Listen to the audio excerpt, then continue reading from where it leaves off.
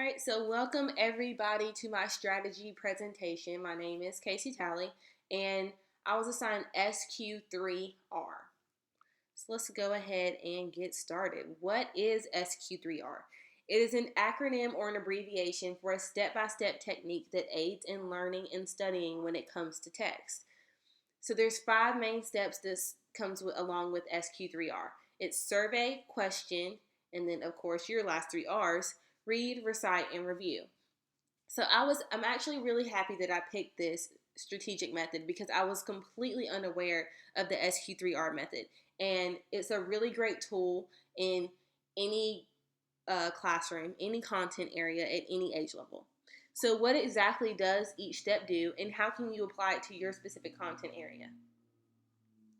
So for the first step, S, which is survey, this should always be completed before class. It's going to be a quick review of the upcoming content in your textbook. So you want to quickly skim over the following things: your chapter title, your introduction, vocabulary, summary, review questions, boldface headings, and even the small graphics or charts that come along with the captions below. So regardless of how long the chapter is itself, this should never take longer than 10 to 25 minutes. The next step is Q for question. So this should also be completed before class. What you want to do is go through your entire chapter and look at all the headings and the subheadings and actually turn them into questions by using the following words: who, what, where, when, why, and how. So for example, if you were to have a subheading that said differentiated instruction, you could turn that simple subheading into a question by stating, how can I differentiate instruction in my classroom?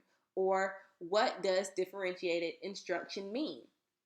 The whole purpose to posing questions when you're reading through your headings is to find and set a purpose in what you're actually reading.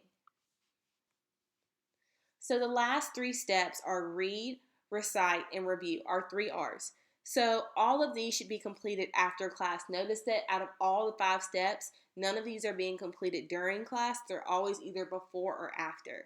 So for read, you want to read the sections up under the headings and the subheadings to answer the questions that you pose for yourself in the Q portion.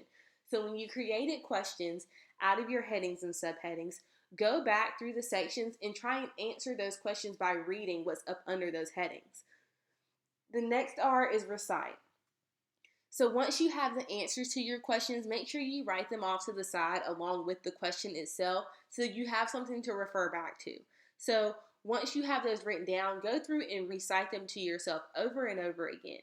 And make sure that you can recall the answer and not just recognize it. Many times as students, we get to a point where we've memorized so much information, it's not in a long-term situation.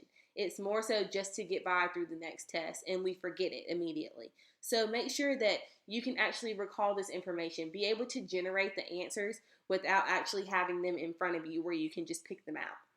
This also improves your retention, not only short-term but long-term as well. The final step and the final R is review. Once again, this should be completed after class. So once you have went through all of your questions, wrote down all of the answers, recited them to yourself over and over, quiz yourself. Go through and see how well you've retained this information in a short term. So cover up the answers, see how many of them you can get right from the questions that you pose. And if you do struggle, refer back to your notes or refer back to the actual answers that you wrote down off to the side and try and test yourself again. So how can it help you as a student or a teacher? So as a student, this aids so much in reading loads of information from a college textbook.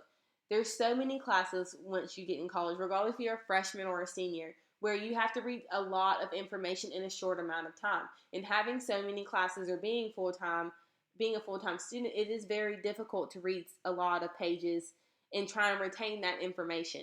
So this is a great tool and a great strategy to help you retain the vast loads of information that often teachers expect us to learn. As a teacher, keep in mind that you've been in your student's position trying to read this information. So offer this strategy to them, present it to them, especially at the beginning of the year when they're struggling with retaining the information that they're supposed to be reading from their textbook. So I hope you all enjoyed my SQ3R strategy method presentation, and I hope you give it a try on your next textbook assignment. Make sure you try and do the activity below on our handout. Thank you.